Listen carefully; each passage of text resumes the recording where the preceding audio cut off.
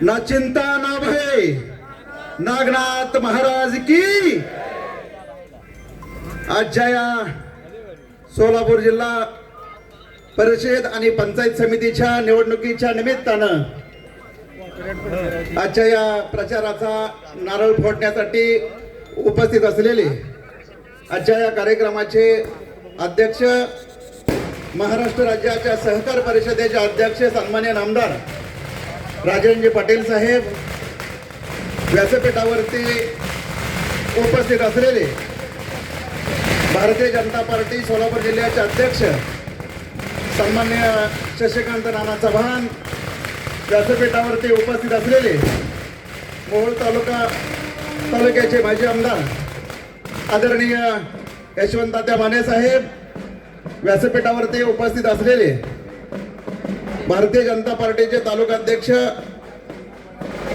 सन्माननीय रमेशजी माने, व्यासपीठावर उपस्थित जिल्हा परिषदेचे सर्व उमेदवार, पंचायत समितीचे सर्व उमेदवार,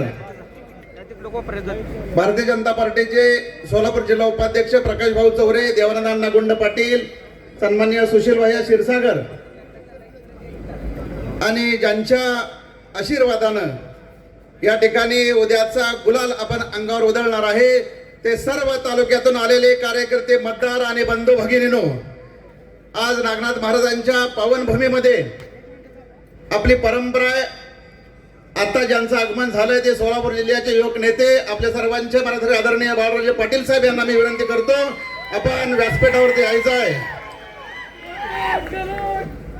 आदरणीय भाऊसाहेबांना मी विनंती करतो, आपण व्यासपीठावरती यायचं आहे।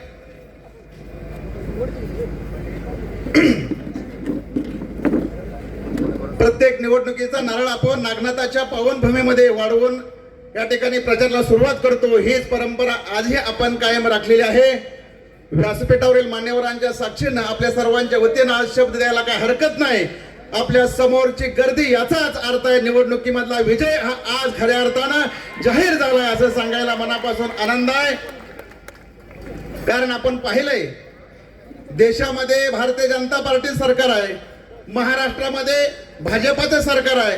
एवढंच नव्हे तर कालच्या महानगरपालिकेमध्ये सुद्धा महाराष्ट्रामध्येच भाजपाचा झेंडा लागलाय। त्यामुळे उद्याच्या झडपी आणि पंचायत समितीमध्ये सुद्धा महाराष्ट्रामध्ये टॉप आणि 10 ला एकच पक्ष असणार, तो म्हणजे भारतीय जनता पार्टी पक्ष असणार आहे। यात तीळ मात्र शंका नाही। कार्यकर्ता विचार करतोय कधी 5 तारीख येते आणि कधी आम्ही कमळाला बटन दाबतोय, मतदान करतोय।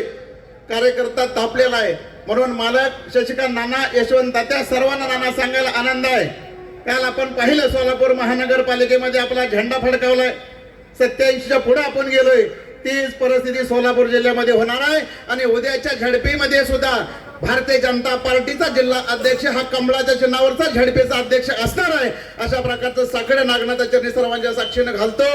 फक्त कार्यकर्त्यांनी एक नम्र विनंती आहे, 5 तारखेपर्यंत उद्यापासून दिवस थोडे आहेत, कोणी अजिबात झोपायचं नाही, रात्रीचा दिवस